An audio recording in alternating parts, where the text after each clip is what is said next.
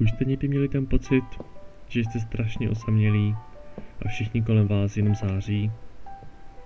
Jo, tak v tom žiju.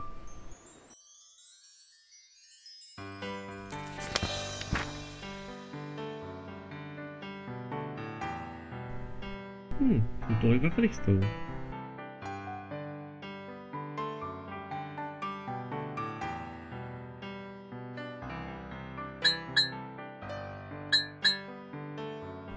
A tak jsem si našel nového kamaráda.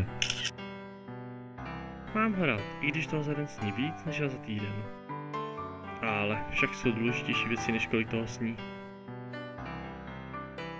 Již tento duben poznáte mého největšího kamaráda.